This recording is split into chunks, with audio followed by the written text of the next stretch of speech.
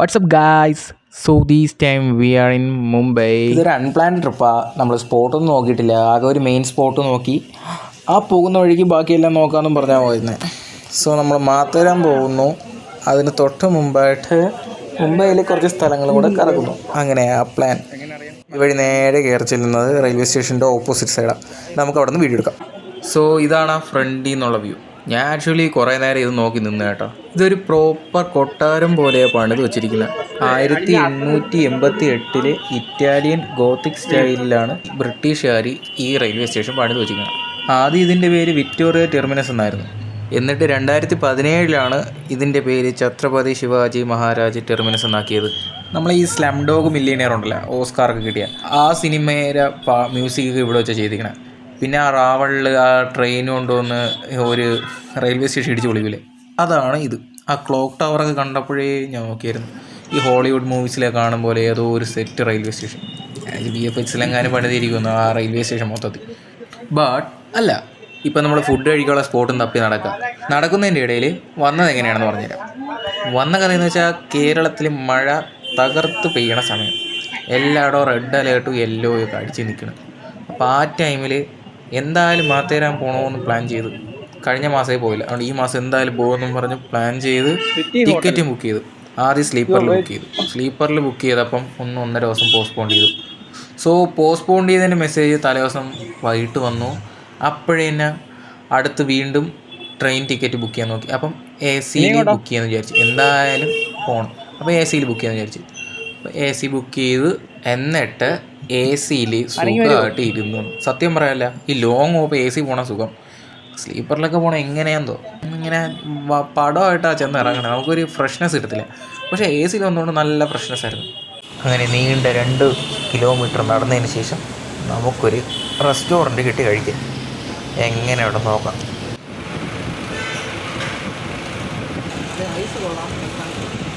തണുത്ത് പോയാ. ഈ നോർത്തിലെ ബിരിയാണിയിൽ 1 പീസ് ചിക്കനും 1 പീസ് ഉരുളക്കിഴങ്ങും, അതാണ് കോമ്പിനേഷൻ. ആദ്യം വിചാരിച്ച് പീസ് മാറിപ്പോയെന്നാണ്. പിന്നെ ഇവിടെ എന്തോരം വലിയൊരു ഉരുളക്കിഴങ്ങടാ ഇത്. പക്ഷേ ഉരുളക്കിഴങ്ങ് കൂട്ടി കഴിക്കാൻ കൊള്ളാം കേട്ടോ. ആലു ബിരിയാണിയെ കിട്ടും, അത് ഉരുളക്കിഴങ്ങ് കൊണ്ട് ഉണ്ടാക്കിയത്. പക്ഷേ ബിരിയാണി അത്ര പോരാ. ഡ്രൈ ആയ റൈസും പിന്നെ ഒരു കൂറ മസാലയും. അങ്ങനെ നമ്മൾ നീണ്ട കാത്തിരിപ്പിന് ശേഷം കഴിച്ച ബിരിയാണി വൻ ശോകമായിട്ട് മുടിഞ്ഞിരിക്കുകയാണ്. പക്ഷേ 200 രൂപ കുഴപ്പമില്ല, ഒരു ബിലോ ആവറേജ് സാധനം. നമ്മളിവിടെ നിന്നാ അടുത്ത സ്ഥലം തപ്പി ഇങ്ങനെ നടക്കുക. ഇനി ഗേറ്റ് വേ ഓഫ് ഇന്ത്യയിൽ പോകണം. അത് കഴിഞ്ഞിട്ട് ഹാജി അലി ദർഗ, പിന്നെ മറൈൻ ഡ്രൈവ്. അങ്ങനെയാണ് ഇന്നത്തെ പ്ലാൻ.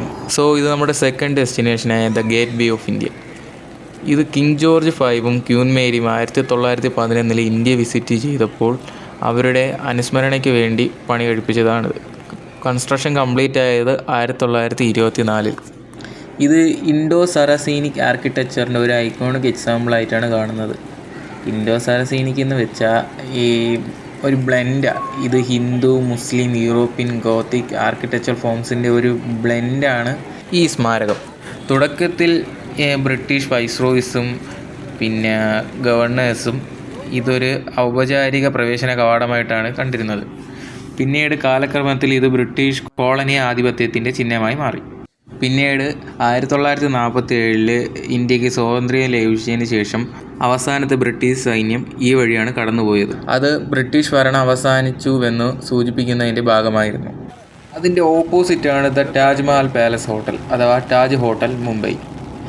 ഇത് 1903 ജംഷെഡ്ജി ടാറ്റ, ഈ ടാറ്റ ഗ്രൂപ്പിൻ്റെ ഫൗണ്ടറാണ് ഇത് നിർമ്മിച്ചത്. പറയുന്നതനുസരിച്ച് ഇത് മെയിനായിട്ട് ഉണ്ടാക്കാൻ കാരണം പുള്ളി ഒരു യൂറോപ്യൻ ഹോട്ടലിൽ പ്രവേശനം നിഷേധിച്ചു. പുള്ളി ഒരു ഇന്ത്യൻകാരനായതുകൊണ്ടും ഇന്ത്യൻ കൾച്ചർ ഫോളോ ചെയ്യുന്ന ഒരാളെ കണ്ടു.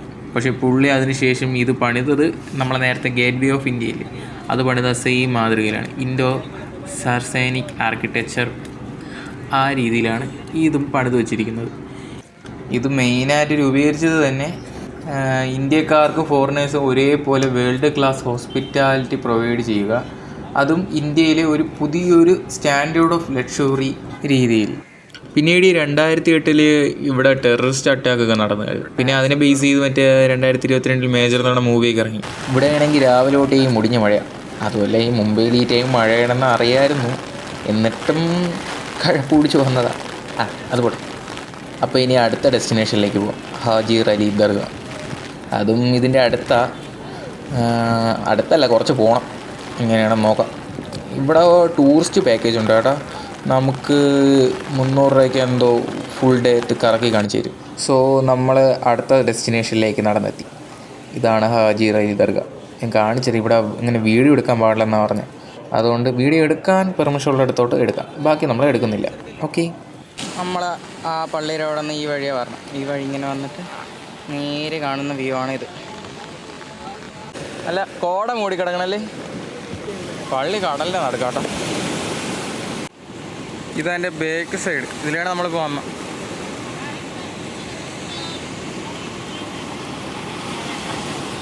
തിരതാ വരണം. ഇവിടേക്ക് എന്തോ ഉണ്ടായിരുന്നു, ഇടിഞ്ഞു പൊളിഞ്ഞാണെന്ന് തോന്നുന്നത്. വീഡിയോ എടുക്കാൻ വളരെ ഇവിടെ ഫുള്ള് വീഡിയോ എടുക്കാം.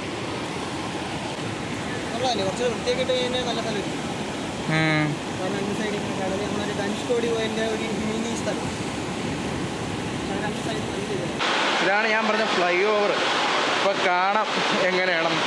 ഇത് കണ്ട ഇതിലേ വരൂല എന്ന് പറഞ്ഞതാണ്, പക്ഷെ വേറെ വഴിയില്ല തിരിച്ചു പോയി. ഈ വഴിയേ ഉള്ളൂ. മെയിൻ റോഡിൽ അവന്മാർ ഫുള്ള് എന്തോട്ടും തടഞ്ഞു വെച്ചിരിക്കുന്നതുകൊണ്ട് നമുക്ക് ഈ വന്ന വഴി തന്നെ പോകണം. വന്ന വഴി കണ്ടോ, ഈ കല്ലിൽ കൂടെ നടന്നോണം പോകണം. വെള്ളത്തിലെങ്ങാനും വീണാൽ തീർന്നു.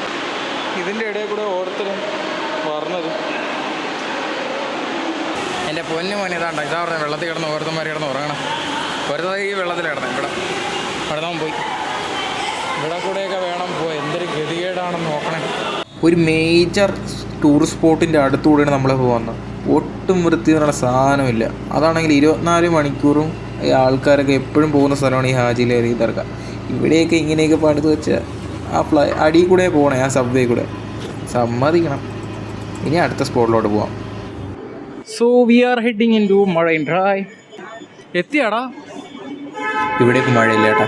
അല്ല, ഓൾറെഡി നനഞ്ഞ് പടമായിരിക്കുന്നത്. ഇനി ഇവിടെ നിന്നും കൂടെ നനയാൻ വയ്യ. So now we are on Marine Drive. Marine ഡ്രൈവിലെ കാറ്റ് അത് മുടി ഇങ്ങനെ പറക്കണേ. സോ അവിടെ ചെന്ന് കാണിക്കാം എന്തൊക്കെയാണെന്ന്. എൻ്റെ പൊന്നെ ടാക്സിയുടെ ഇടയിൽ കൂടെ കേട്ടോ നടക്കണേ. നല്ല കാറ്റടിക്കുന്നുണ്ടായിരിക്കും. This is Marine Drive. നമ്മൾ ആ CSMT റെയിൽവേ സ്റ്റേഷൻ്റെ അവിടെ നിന്ന് ഒരു 3 കിലോമീറ്റർ അടുപ്പിച്ചുണ്ട്. നമ്മൾ നടന്നാ വന്ന 3 കിലോമീറ്റർ. ഇടയ്ക്ക് ഫുഡ് കഴിക്കാനും കയറി. This is Mumbai. പടത്തിൽ മാത്രമേ കാണിച്ചുള്ളൂ. ഇത് ഏതാണ് BMW നോക്ക്. നമുക്ക് റെഡാണ് കാണിച്ചിരിക്കുന്നത്, പക്ഷേ എല്ലാ ഗായ്സും പോകാൻ വേണ്ടി റെഡിയായി നിൽക്കാം. കണ്ടോ, ഇതാ പോയി, ഇതാ കയറി. എല്ലാം കൂടെ പിടിച്ച് കൊണ്ടുപോകാത്ത ഭാഗ്യം. മുംബൈ പോലീസ് നിർഭയ. ലേഡീസിന് വേണ്ടി എവിടെ പോയാ? ഇവിടെ സ്പേസ് പിടിക്കാം. ഇവിടെ ഇപ്പോൾ നല്ലപോലെ അടിക്കുന്നുണ്ട്. അയ്യോ അയ്യോ, ഇപ്പം നോക്കി പട്ടി നോക്കണോ ഇത് നോക്കണോ? ഏറ്റവും വലിയ മറൈൻ ഡ്രൈവ്. ലെങ്ത് എന്നൊക്കെ പറഞ്ഞാൽ എന്താ ഇത് കണ്ട, അങ്ങറ്റത്തുനിന്ന് അങ്ങറ്റം വരെ ഉണ്ട്.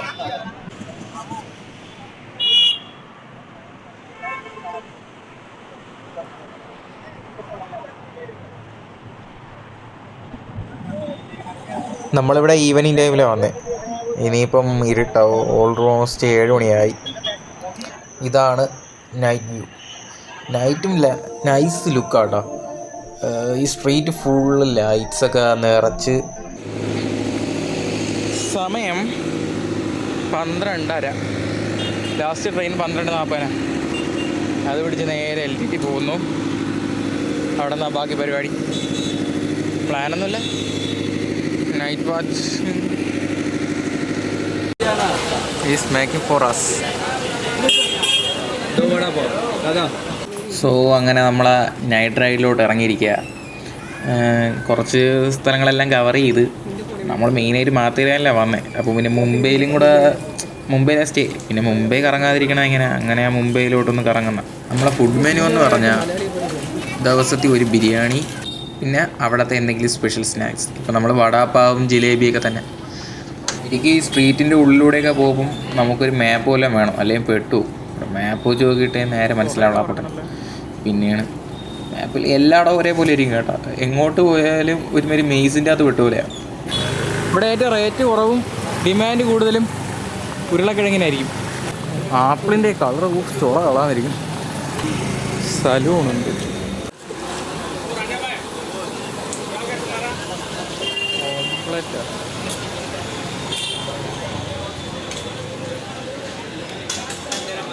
എന്താ ഉള്ളി ഇവിടെ ഇല്ല.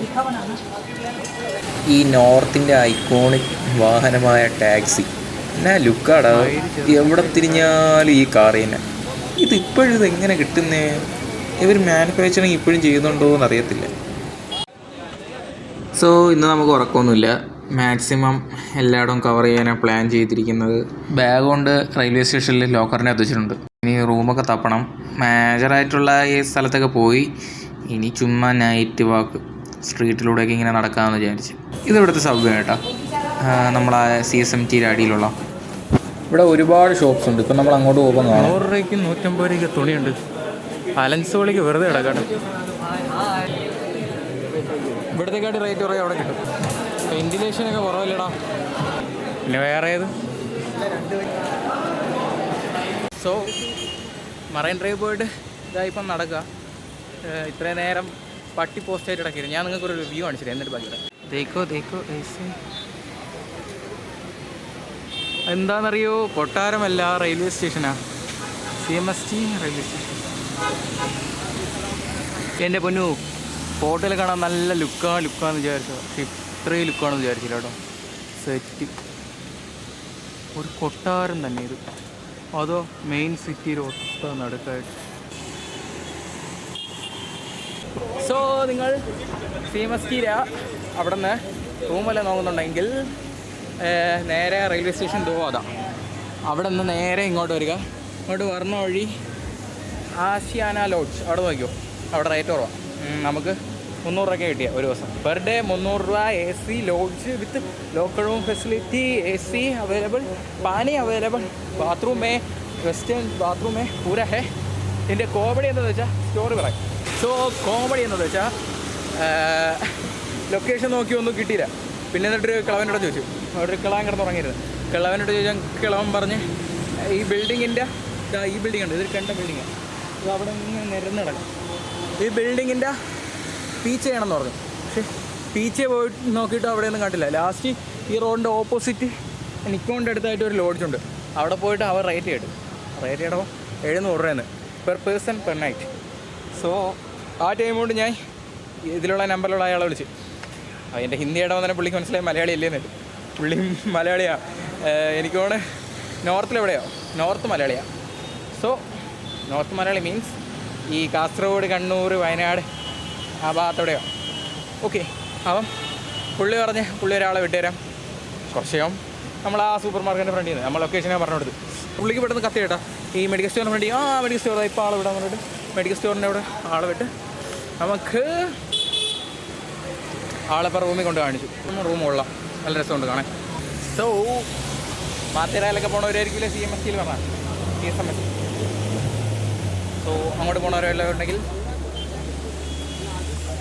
എന്നോട് ചോദിച്ചാൽ കമൻറ്റ് ബിലോ ഞാൻ പറഞ്ഞുതരാം ലൊക്കേഷനൊക്കെ. ബിക്കോസ് ഞാൻ കഷ്ടപ്പെട്ട പോലെ ആരും കഷ്ടപ്പെടാൻ.